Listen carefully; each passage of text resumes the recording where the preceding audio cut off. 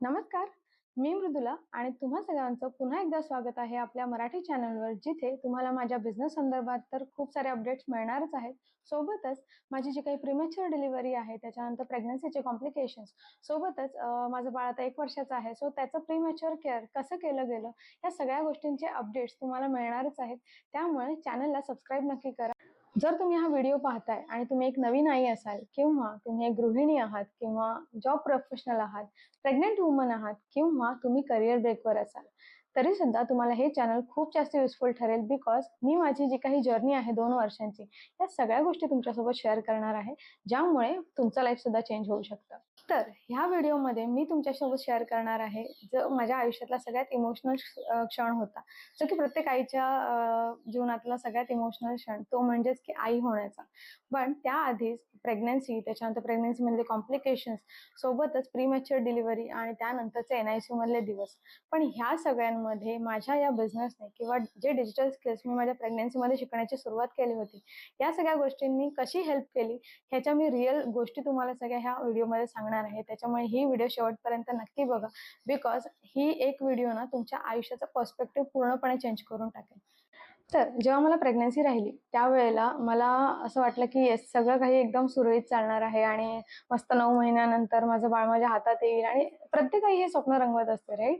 म्हणजे मला असं वाटतं, जर ही व्हिडिओ कोणी एक आई बघत असेल, जिला आता बाळ झालेलं आहे किंवा ती आता प्रेग्नंट असेल, तर प्रत्येकजण एकच स्वप्न घेऊन असतं की येस, 9 महिने छान आपले मस्त सुदृढपणे निघतील आणि त्यानंतर आपल्या हातात बाळ येणार आहे आणि त्यानंतर आपलं आयुष्य कुठेतरी खूप चांगल्या परीने चेंज होणार आहे, राईट? सो माझ्या बाबतीतही काहीसं असंच होतं. मीही खूप छान छान स्वप्न रंगवले होते की येस, असं करेन तसं करेन वगैरे वगैरे. बट कधी कधी ना लाईफ तुमचं खूप जास्त संघर्ष जे तुमच्या लाईफमध्ये येतं, तर ते त्यासाठीच येतं बिकॉज तुमच्यामध्ये ती झेलण्याची कॅपॅसिटी असते. आणि मला नेहमीच असं वाटतं, जर तुम्ही त्या 1% लोकांमध्ये असाल ज्यांच्यामध्ये खूप जास्त संघर्ष आहे ज्यांच्या वाट्याला, तर डेफिनेटली तुम्ही देवाचं खूप जास्त फेवरेट असता. कारण देव तुमचे पेशन्स टेस्ट करत असतो की येस, आता बघूया की कशी ही परीक्षा पास करते, राईट? सो तसंच काहीसं माझ्या बाबतीत झालं. पहिले 6 महिने प्रेग्नन्सीचे माझे खूप अगदी उत्तम गेले. लाईक मला कसलाच त्रास झाला नाही, मला उलट्यांचा सुद्धा त्रास झाला नाही, कसलाच नाही. I was so much active through out my pregnancy till 6th month. जसा 7th मंथ मला चालू झाला ना, तसे मला कॉम्प्लिकेशन्स यायला लागले. आता 5th मंथपर्यंत जे काही माझे सोनोग्राफीचे रिझल्ट्स होते, हे सगळे उत्तम होते. म्हणजे काहीच कॉम्प्लिकेशन्स नाही, नथिंग. म्हणजे ब्लड टेस्ट वगैरे सगळं एकदम ओके. बट जसं 7वा महिना लागला ना, तसं मला कुठेतरी वाटायला लागलं की मला त्रास होतोय. आता तो त्रास असा नव्हता की काही पोटदुखी होते किंवा काही क्रॅम्पिंग होते किंवा काही असं नाही. इट इज जस्ट लाइक थोडंसं म्हणजे रेडिश कलरचं पाणी जात होतं. आता पाणी जात होतं म्हटल्यावर मला थोडंसं टेन्शन आलं, "अरे बापरे! हे काय झालं?" तर माझ्या केसमध्ये ना ती जी 1% केस असते, सो ती माझ्या बाबतीत झाली. ती म्हणजेच की ॲब्रेप्शिओ प्लॅसेंटे नावाचं जे एक केस असतं प्रेग्नन्सीमध्ये, ते माझ्या बाबतीत घडलं, की ज्यामध्ये प्लॅसेंटा ब्रेक होतो आणि तो गर्भाशयापासून दूर होतो. तर बेसिकली माझ्या केसमध्ये ही एक्सटर्नल ब्लीडिंग होती. म्हणजेच की माझा जो प्लॅसेंटा होता ना, तो गर्भाशयापासून दूर होत होता. म्हणजेच माझ्या बाळाला जे काही न्यूट्रिशन मिळत होतं, हे कुठेतरी किंवा जो रक्तपुरवठा होता, हा थोडा-थोडा कमी होत होता आणि त्याचमुळे जे काही ब्लीडिंग होत होतं, तर त्याचं पाणी जात होतं आणि त्यामार्फत मला असं समजलं, की माझं जे पोटातलं पाणी असतं गर्भाशयातलं, ते कमी झालेलं आहे. त्यामुळे इमिडिएटली डॉक्टरना व्हिजिट केलं आणि त्याच्यानंतर मी ॲडमिट झाले. त्यानंतर डॉक्टरांनी पूर्णपणे बेड रेस्ट सांगितला होता. आता ह्यावेळेस या सगळ्या काळामध्ये ना, भले मी बेड रेस्टवर होते, बट येस, माझा बिझनेस तरीसुद्धा चालू होता. बिकॉज बघा, मोबाईल आपल्या प्रत्येकाच्या हातात असतो. भले तुम्ही हॉस्पिटलमध्ये असा किंवा तुम्ही घरी असा. बेड रेस्ट ही अशी कंडिशन आहे जिथे तुमचे हात वर्क करू शकतात, राईट? सो अशा कंडिशनमध्ये सुद्धा मी खूप छानपणे वर्क करत होते. मला अजिबात कसलाही त्रास झाला नाही. बट जेव्हा त्यानंतर एक म्हणजे 3-4 दिवसांनीच मला असं वाटलं, की नाही, मला पुन्हा एकदा काहीतरी त्रास होतोय. सो असं 1 वेळा झालं, 2 वेळा झालं, पण नंतर मलाही असं वाटलं, की हे का पुन्हा-पुन्हा असं होतंय, राईट? सो मला हे सुद्धा माहिती नव्हतं, की ही जी 1% केस असते ना, तर ही एक्झॅक्टली माझ्याच बाबतीत का? म्हणजे हे मला डिलिव्हरी नंतर कळालं, बिकॉज मी ह्या गोष्टींवर स्टडी केल्यानंतर, की एक्झॅक्टली हे काय असतं. आता बऱ्याच जणांचा गैरसमज सुद्धा झाला, की नक्कीच हिने काहीतरी अशी ॲक्टिव्हिटी केली असेल, ज्यामुळे हिची प्रीमॅच्युअर डिलिव्हरी झाली. बट येस, असं काहीही नव्हतं. मी पूर्णपणे सगळी काळजी घेतलेली होती. आणि त्यानंतरच जेव्हा मला समजलं की ही जी केस आहे, ह्यामध्ये डॉक्टरसुद्धा तुमची काहीही हेल्प करू शकत नाहीत. बिकॉज त्यांना स्वतःला सोनोग्राफीमध्ये हे काही दिसत नाही. जोपर्यंत 7th मंथचा माझा जो शेवटचा स्कॅन होता डिलिव्हरीच्या पूर्वीचा, तेव्हाच डॉक्टरांना समजलं की माझा जो म्हणजे एक्सटर्नल ब्लिडिंगचा जो क्लॉट होता, तो प्लॅसेंटाच्या मागच्या साईडला असल्या कारणाने त्यांना तो दिसलाच नाही. म्हणजे डॉक्टरांना तो दिसत नाही, राईट? जर तो फ्रंटच्या पोझिशनमध्ये असेल किंवा इंटरनल ब्लिडिंगच्या केसमध्ये असेल तर तो कुठेतरी दिसू शकतो. But in my case it was external bleeding, so it was behind the placenta. त्याच्यामुळे तो कोणत्याही सोनोग्राफीमध्ये दिसला नाही. त्यामुळे डॉक्टरांना सुद्धा माहिती नव्हतं की माझी प्रीमॅच्युअर डिलिव्हरी होणार आहे. बट ज्यावेळी डॉक्टरांना असं वाटलं की नाही, मी बेड रेस्टची कंडिशन घ्यायला हवी, त्यावेळी त्यांनी मला ते सजेस्ट केलं आणि मी ते पाळलं देखील. सो पहिले 10-12 दिवस खूप उत्तम गेले. बेड रेस्टमध्ये माझं खूप छान पोटातलं पाणी जे आहे ते सुद्धा वाढत होतं. सगळ्या टेस्ट व्यवस्थित आल्या. बाळाभोवती जी नाळ फिरलेली होती ती सुद्धा पुन्हा व्यवस्थित जागेवर आली. या सगळ्या गोष्टी व्यवस्थित झाल्या. बट तरी सुद्धा त्यानंतर 1-2 दिवसांनी मला जी प्रॉपर ब्लिडिंग चालू झाली, लाईक रक्तस्राव जो चालू झाला, त्यामध्ये मग माझ्या पायाखालची जमीनच हलली की हे काय झालं? अरे बापरे! आता काय? तर जेव्हा हा रक्तस्राव मला सुरू झाला त्यावेळेला मी एकदमच घाबरून गेले की एक्झॅक्टली हे काय होतंय माझ्या केसमध्ये. म्हणजे मला नव्हतं समजत की मी बेड रेस्टसुद्धा घेतेय, मी सगळ्या मेडिसिन्स वेळेवर घेतेय, सगळ्या गोष्टी व्यवस्थित करतेय, तरीसुद्धा हे माझ्या बाबतीत का होतंय? देवा माझ्या बाळाला सुरक्षित ठेव, स्वामीराया माझं सगळं व्यवस्थित होऊ दे. हे इतकंच प्रार्थना करत मी पुन्हा एकदा डॉक्टरांच्या भेटीला गेले आणि त्यांनी मला सांगितलं की मृदुला तुला ॲडमिट व्हावं लागेल. काहीतरी सीरियस कंडिशन आहे, आपण चेक करूया. सो आणि अशा वेळी मला खूप जास्त म्हणजे अजूनही माझ्या अंगावर काटा येतो. हे सांगताना की कितीतरी म्हणजे अशा आई आहेत ज्यांना ह्या कंडिशनमध्ये खूप जास्त भीती वाटते की माझ्या बाळाला तर काही होणार नाही ना. बट तुम्हाला मी सांगते, माझ्या बाबतीत ही जी केस होती ना, इथे आई आणि बाळ दोघांना सुद्धा धोका असतो, राईट? त्यामुळे डॉक्टरांनी मला इमिडिएटली ॲडमिट केलं आणि त्याच्यानंतर मला काही अशा गोष्टी म्हणजे मेडिकेशन्स देण्यात आले, जिथे माझ्या बाळाचं सुद्धा व्यवस्थित म्हणजे माझ्या बाळाला काही होणार नाही ह्याची काळजी डॉक्टरांनी घेतली. सोबतच मला सुद्धा काही होणार नाही ह्यासाठी त्यांनी इंजेक्शन्स, मेडिकेशन्स चालू केले, ते ट्रीटमेंट चालू केली. आणि त्यानंतर अशा काही गोष्टी झाल्या की म्हणजे मला खरंच स्वामींवर खूप जास्त विश्वास आहे की त्यांनी माझ्या आयुष्यात हे जे काही चेंजेस आणले आहेत, राईट? हा बिझनेस माझ्या आयुष्यात आणला. त्याच्यानंतर माझं जे बाळ आहे हे सुद्धा एंजलच्या स्वरूपात माझ्या आयुष्यात आलं. सो मला खूप जास्त इमोशनल व्हायला होते. I don't know. येस.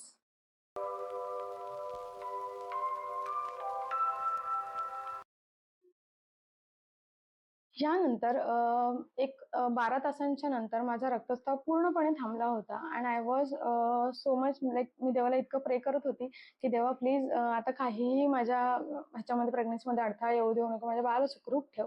आणि येस, मला असं वाटलं की जेव्हा माझा रक्तस्राव थांबला पूर्णपणे आणि मी छान रात्रीचं जेवणसुद्धा केलं 10-10:30 वाजता. आणि त्यानंतर 24 फेब्रुवारी 2025 मला अजूनही आठवतंय, 10:30ला जेवण झाल्यानंतर एक मला असं वाटतं 5 ते 10 मिनिटांनीच मला ना पूर्ण रक्तस्राव म्हणजे इतक्या वेगाने तो रक्तस्राव झाला मला की पूर्ण माझी पाठ रक्ताने भिजून गेली होती, राईट? सो मी खूप जास्त घाबरून गेले आणि डॉक्टर तेव्हाच लगेचच आले आणि त्यांनी सांगितलं की नाही, मृदुला प्रीमॅच्युअर डिलिव्हरी करावी लागेल. आणि माझ्या पायाखालची खरंच जमीन हादरली की अरे बापरे! हे काय झालं? आता म्हणजे कसं करायचं पुढे, राईट? कारण की प्रीमॅच्युअर डिलिव्हरी ना ही सगळ्यात भयानक गोष्ट आहे जी एक प्रेग्नंट वुमनच्या डोक्यात घेऊन चालत असते, राईट? की माझ्या बाबतीत हे घडायला नको. बट सी कसं आहे ना, काही गोष्टी देवाने ऑलरेडी तुमच्यासाठी प्लॅन करून ठेवलेल्या असतात आणि ते त्याचसाठी तुमच्या वाट्याला येतात. कारण तुम्ही त्यासाठी तेवढे कॅपेबल असता की तुम्ही तो संघर्ष करू शकता. जेव्हा मला माझ्या बाळाचा रडण्याचा आवाज आला त्यावेळेला मी कुठेतरी लाईक सुटकेचा निश्वास सोडला की yes, he is fine. But yes, त्यानंतर खरी परीक्षा होती. ती म्हणजेच की त्याचं वजन फक्त 1.5 किलो होतं आणि जे काही ब्लड क्लॉट होते, राईट, जे प्लॅसेंटाच्या मागे होते. सो ते ह्या ज्या प्रोसेसमध्ये म्हणजे पूर्ण ही जी एका दिवसाची माझी जर्नी होती मी ॲडमिट होण्यापासूनची, त्यावेळेला बाळाकडून ते गिळले गेले होते, थोडेसे त्याच्या श्वसननलिकेमध्ये गेले होते. सो डॉक्टरांनी ते पंप करून काढून टाकले सक्शनने. बट येस, त्यानंतर त्याला इमिडिएटली NICU मध्ये हलवायचं होतं. आता NICU माझ्या इथून खूप जास्त दूर होतं, म्हणजे 1-1.5 तासाच्या अंतरावर होतं. पण तोपर्यंत डॉक्टरांनी ती प्रोसेस चालू केलेली होती. तोपर्यंत जोपर्यंत व्हॅन येईल तोपर्यंत त्याला दुसऱ्या NICU मध्ये शिफ्ट केलं गेलं. आणि माझं असं होतं की नाही, ही इज फाईन, तर मग मी पण ओके आहे, म्हणजे त्याला काही झालं नाही. बिकॉज ही जी केस होती ना, ह्याच्यामध्ये आई आणि बाळ दोघंही दगावू शकतात अशी ही कंडिशन होती. त्यानंतर जेव्हा मला समजलं की नाही, आता आपल्याला ह्या गोष्टींसाठी सामोरं जायचं आहे, त्यावेळेला मी लिटरली स्वामींचा जप चालू केला की स्वामीराय, आता तुम्हीच मला ह्यातून बाहेर काढू शकता आणि माझ्या बाळाला सुखरूप माझ्या हातात देऊ शकता. सो त्यानंतर मी लाईक डॉक्टरांनी सगळी ऑपरेशनची तयारी केली, सी सेक्शनची. आणि त्यानंतर सगळ्या गोष्टी ज्या आहेत, म्हणजे जे काही मला सी सेक्शनचं ऑपरेशन होतं, ह्या सगळ्या गोष्टी मी बघत होते. तर माझ्या बाळाचा रडण्याचा आवाज आला नाही तोपर्यंत मी खूप जास्त घाबरून गेले होते. आणि तो क्षण मला अजूनही आठवतंय की त्यावेळी जेव्हा माझ्या बाळाचा जन्म झाला आणि तो खूप मोठ्याने रडला, आणि तेव्हा मी अक्षरशः स्वामींना खूप जास्त त्यांचे आभार मानले की स्वामीराया, तुम्हीच यातून मला बाहेर काढलत आणि असेच आमची साथ सोबत राहू. तर जेव्हा बाळाला NICU मध्ये शिफ्ट करण्यात आलं, त्यावेळेला मला डॉक्टरांनी सांगितलं होतं की 2-3 दिवसांनी तुला ॲडमिट व्हावं लागेल, बिकॉज बाळासोबत जेव्हा त्याची आई असते तेव्हा त्याची रिकव्हरी जास्त फास्ट होत असते. सो भले माझं सी सेक्शन झालेलं होतं, म्हणजे टाके आलेले होते, तरीसुद्धा मी 2 दिवसात स्वतःला अगदी सावरलं की नाही, आपल्या बाळासाठी तरी निदान आपल्याला स्ट्रॉंग राहायचं आहे. बिकॉज जितक्या लवकर मी तिथे जाईन तितक्या लवकर त्याची रिकव्हरी होणं गरजेचं होतं, राईट. सो मी लवकरात लवकर चालायचा प्रयत्न केला, बिकॉज सी सेक्शन नंतरचा जो पहिला वॉक असतो तो फक्त सी सेक्शनची जी स्त्री आहे तिलाच माहिती आहे, राईट. सो मी लवकरात लवकर चालण्याचा प्रयत्न केला, जेणेकरून माझ्या बाळापर्यंत लवकरात लवकर पोहोचू शकेन, राईट. सो हे झाल्यानंतर जेव्हा मी माझं बाळ ज्या ठिकाणी NICU मध्ये ॲडमिट होतं, तिथे मी जेव्हा ॲडमिट झाले त्यावेळेला तिथलं जे काही चित्र होतं ते बघून मी लिटरली, मला अजूनही काटा येतोय की ज्या काही सगळ्या मशिनरीज लावलेल्या होत्या, त्याच्यानंतर नाकात मी इथे फोटो लावेनच, बट खूप भयंकर चित्र असतं ते एका आईसाठी, म्हणजे एका पॅरेंटसाठी. कोणीच नाही, म्हणजे कोणाच्याच वाट्याला हे दुःख येऊ नये असं मी तरी स्वामींना प्रार्थना करते. पण हे खूप भयानक चित्र असतं एका आईसाठी, बाळाला आपल्या अशा स्थितीमध्ये बघणं. सो मी त्यावेळी स्वामींना एकच प्रार्थना केली की माझ्या बाळाला नाही, ह्यातून लवकरात लवकर सोडवा आणि लवकरात लवकर सुखरूप त्याला माझ्यासोबत घरी पाठवा. आज लिटरली माझं बाळ 1 वर्षाचं आहे, 14 महिन्याचं आहे, खूप छान हेल्दी ॲक्टिव्ह आहे. आणि खरंच स्वामींची कृपा आहे की या पूर्ण 14 महिन्यांच्या कालावधीमध्ये त्याला काहीही त्रास झालेला नाही आहे, राईट. जेव्हा त्याला NICU मध्ये शिफ्ट करण्यात आलं ना, त्यावेळेला तो 1 किलो 300 ग्रॅमचाच होता फक्त, म्हणजे 200 ग्रॅम लिटरली ॲडमिट करेपर्यंत त्याचं कमी झालं होतं. सो मला टेन्शन हेच होतं की इतक्या स्पीडने जर वजन कमी होतं तर मग आणखी काही लाईक त्याला म्हणजे त्रास होऊ नये, राईट. सो मला अजूनही आठवतंय की मी जेव्हा डॉक्टरांना भेटले होते फर्स्ट टाइम, जेव्हा बाळाला बघितलं फर्स्ट टाइम, तर डॉक्टरांनी मी एकच सांगितलं की लवकरात लवकर बाळाला व्यवस्थित माझ्या हातात सुखरूप मला ते हवंय. यासाठी तुम्हाला काहीही लागलं ना तर ते तुम्ही करा, ठीक आहे. जितके दिवस तुम्हाला इथे ठेवता येईल तितके दिवस तुम्ही ठेवा, पण त्याला लवकरात लवकर ह्या कंडिशनमधून बाहेर काढा. आता हे सांगण्याची हिंमत माझ्यामध्ये का आली माहिती आहे, बिकॉज मी डिजिटल स्किल्सवर इन्व्हेस्टमेंट केली होती, मी माझ्या स्वतःवर इन्व्हेस्टमेंट केलेली आहे, राईट. हे स्किल्स मी शिकले प्रेग्नन्सीमध्ये आणि त्या बळावर मी खूप छान अर्निंग करत होते त्यावेळी सुद्धा. फक्त ज्या काही नेसेसिटीज होत्या त्या पूर्ण करायच्या होत्या आणि त्यासाठी लागतो पैसा. आता जे प्रीमॅच्युअर बेबीचे पॅरेंट्स असतील ना, ते डेफिनेटली रिलेट करू शकतील की दिवसाचा खर्च किती असतो, ठीक आहे. तर आता हे प्रत्येकाच्या बेबीच्या हेल्थ कंडिशन्सनुसार व्हॅरी होतो, बट इन माय केस मला आठवतंय बिकॉज बाळाने ते जे ब्लड क्लॉट गिळले होते त्यामुळे त्याच्या श्वासाला सुद्धा त्रास होत होता. आणि सिन्स ही वॉज प्रीमॅच्युअर, तर त्याच्यामुळे त्याचं जे श्वासनलिका असते म्हणजे लंग्स असतात, तर हे तेवढे तयार झालेलेच नसतात, डेव्हलप नसतात, त्याच्यामुळे तो त्यांना त्रास होत होता. त्याच्यामुळे जे एक इंजेक्शन होतं, ठीक आहे, जे श्वास लंग्सच्या ह्याच्यासाठी त्यांनी दिलं, तर ते लिटरली 30 ते 35 हजारचं एक इंजेक्शन होतं. सो आता तुम्हीच सांगा की जर मी एखादी अशी व्यक्ती असते जिच्याकडे पैसा नाही आहे, ठीक आहे, किंवा फॅमिलीमध्ये अशी कंडिशन आहे जिथे आपण अशा वेळी पैसे नाही पटकन उभे करू शकत, तर काय झालं असतं, ठीक आहे. बिकॉज प्रत्येक जण ना असा पैसा घेऊन किंवा असा तयार नसतो, तो कुठून तरी अरेंज करावा लागतो. राईट. आणि जेव्हा अशी केस असते म्हणजे प्रेग्नन्सीमध्ये की अचानक प्रीमॅच्युअर डिलिव्हरी झाली, त्यावेळी अचानक एवढा पैसा उभं करणं इट इज लाईक खूप मोठी गोष्ट आहे.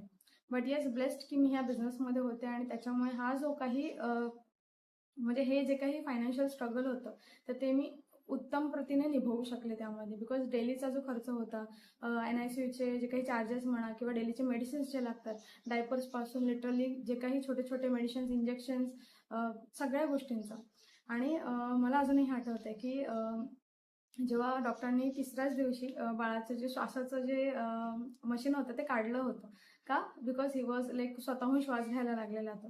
सो हे जे असे छोटे छोटे माइलस्टोन होते ना ते माझ्यासाठी खूप मोठे होते. आणि हे प्रत्येक NICUचे जे पॅरेंट्स आहेत ना, बेबीचे पॅरेंट्स, ते रिलेट नक्की करू शकतात. बिकॉज हे खूप छोटे छोटे माइलस्टोन असतात. म्हणजे एखाद्याला बघताना वाटेल की अरे यार काय एवढं ह्याच्यामध्ये, बट नाही.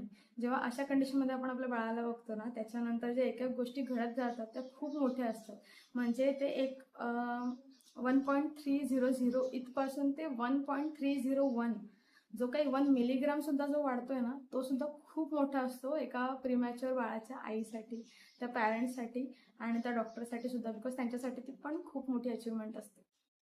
सो ह्या सगळ्यामध्ये असंही होतं की मला KMCला जावं लागायचं, जिथे बाळाचं आणि आईचं बॉन्डिंग केलं जातं. प्लस जे काही प्रीमॅच्युअर बेबीचे पॅरेंट्स आहेत त्यांना माहिती असेल, जेव्हा आपलं बाळ म्हणजे इंजेक्शन फिडिंगवरून ते डिरेक्टली लाईक चमचा वाटीवर येतं किंवा पहिले त्याला बोंडल्याने दिलं जातं. सो ह्या ज्या गोष्टी हळूहळू आपण इम्प्रूव्ह करत जातो, म्हणजे ते बाळ आपलं रिकवर होत असतं, ह्याचे ते संकेत असतात. आणि ते मी लिटरली अनुभवत होते. मला खूप जास्त छान वाटत होतं की येस, तो रिकवर होतोय.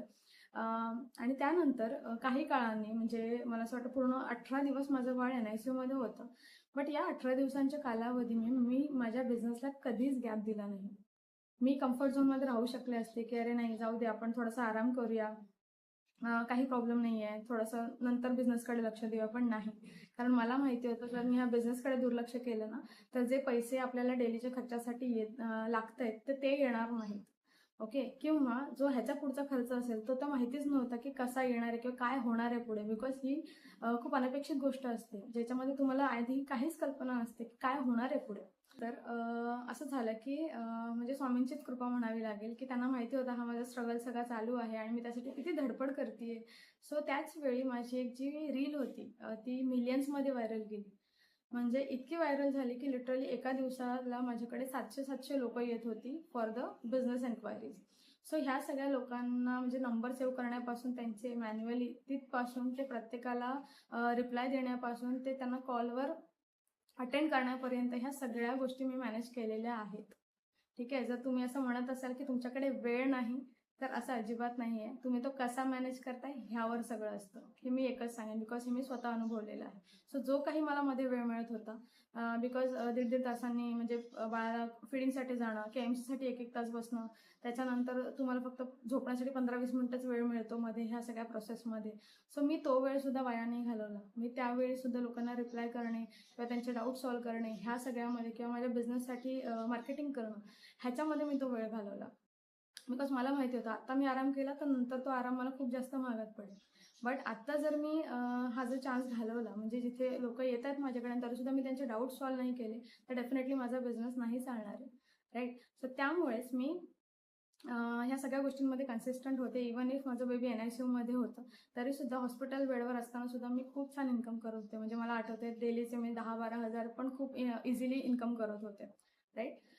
सो सांगायचं तात्पर्य इतकंच की जर तुम्ही एखादा निर्णय घेताय तर तुमच्या वाट्याला कितीही संकट येऊ देत, जर तुम्ही त्या गोष्टीमध्ये सातत्य ठेवलं किंवा तुम्ही ते शिकण्याची इच्छा ठेवलीत ना तर डेफिनेटली या सगळ्या गोष्टीतून तुम्ही खूप छानपणे बाहेर पडू शकता. आता बाळ NICUमध्ये असताना मी ह्या गोष्टी बॅकएंडला जर करत असती, त्याचमुळे हे सगळे खर्च निभवू शकले आणि त्याचमुळे ह्या सगळ्या गोष्टी घडल्या गेल्या.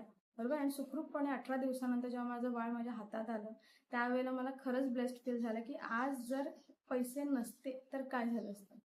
बिकॉज डॉक्टर तुम्हाला ॲडमिशन घेण्याच्या आधीसुद्धा पहिले पैसे भरावे लागतात आणि त्याच्यानंतर तुम्हाला ॲडमिशन दिलं जातं किंवा तुमची एखादी सर्जरी किंवा ऑपरेशन होतं. बरोबर आहे. सो जी मेडिकल कंडिशन आहे ना तिथे पैसाच लागतो आणि प्रेयर्स. ऑब्वियस. आता ह्या सगळ्यामध्ये ना आणखी एक मला गोष्ट जी शेअर करावीशी वाटते. मी कित्येक NICU पॅरेंट्सना पाहिलं आहे की त्यांनी त्यांचे जे काही बेबी होते ते ह्या हॉस्पिटलमधून दुसऱ्या हॉस्पिटलमध्ये शिफ्ट केले बिकॉज इथले जे काही चार्जेस होते ते त्यांना अफोर्डेबल नव्हते. म्हणजे त्यांच्यासाठी ती खूप मोठी व्हॅल्यू होती डेलीच्या बेसिसवर. तर विचार करा, जर माझ्याकडे सुद्धा त्यावेळी पैसे नसते किंवा तर ते पैसे मी अरेंज करू शकले नसते तर कदाचित माझ्यावर सुद्धा ती वेळ आली असती. बरोबर आहे ना? तर सांगायचं इतकंच आहे की गोष्टी किती बदलू शकतात आयुष्यात हे तुमच्या निर्णयावर असतं आणि तो निर्णय तुम्ही किती योग्य वेळी घेताय आणि त्यावर कसं काम करताय, किती सातत्य ठेवताय, किती मेहनत घेताय ह्यावर सगळं असतं. त्याच्यामुळे जर का तुम्ही एक आई असाल तर नक्कीच एका आईच्या भावना म्हणून ही माझी व्हिडिओ नक्की तुमच्या अशा मैत्रिणींपर्यंत शेअर करा ज्यांना खरंच या बिझनेसची किंवा या संधीची गरज आहे. बिकॉज हे डिजिटल स्किल्स मी तुम्हाला सांगते, कदाचित कुठलीही गोष्ट तुमच्या मदतीला जितकी येणार नाही ना तुमच्या वाईट वेळेत, तितकी हे स्किल्स तुमचे मदत करू शकतात. त्यामुळे टेक दिस अपॉर्च्युनिटी व्हेरी सिरियसली. आणि जर का तुम्हाला या बिझनेसमध्ये खरोखर इंटरेस्ट आहे तर ह्या बाबतीत मी एक डिटेल व्हिडिओ बनवलेली आहे की एक्झॅक्टली हा बिझनेस काय आहे, कशा संदर्भात आहे. त्याची व्हिडिओची लिंक मी इथे वरती देते सो दॅट ते बघितल्यानंतर तुम्हाला प्रॉपरली समजेल की एक्झॅक्टली हा बिझनेस कशाबद्दल आहे. आणि जर तुम्हाला मला कनेक्ट करायचं असेल की ह्या माहितीबद्दल तर तुम्ही मला व्हॉट्सअपवर कनेक्ट करू शकता. व्हॉट्सअप नंबर मी डिस्क्रिप्शन बॉक्समध्ये खाली देते. सो डेफिनेटली मला तिथे कनेक्ट करा. आपण नक्की तुमच्या डाऊट्सवर बोलूया आणि तुमचे जे काही आत्ताचे स्ट्रगल चालू आहेत ते सुद्धा संपवण्यासाठी मी नक्की हेल्प करेन. सो जर व्हिडिओ तुम्हाला आवडला असेल आणि जर तुम्ही प्रीमॅच्युअर बेबीचे पॅरेंट्स असाल तर नक्की कमेंट डाऊन करा की तुमच्या स्ट्रगल्स काय होते, मला ऐकायला डेफिनेटली आवडेल. आणि तुम्ही त्यातून कसे बाहेर पडलात किंवा तुमच्या बाळाची रिकव्हरी कशी होती, या सगळ्या गोष्टी एक पॅरेंट्स म्हणून तुम्ही नक्की शेअर करू शकता कमेंट्समध्ये. आणि जर हा व्हिडिओ आवडला असल्यास लाईक, कमेंट आणि शेअर नक्की करा. आणि जर अशाच बिझनेस अपॉर्च्युनिटीसाठी जर तुम्हाला पुढे अपडेट्स घ्यायचे असतील तर चॅनलला सबस्क्राईब नक्की करा. चला भेटूया पुढच्या व्हिडिओमध्ये.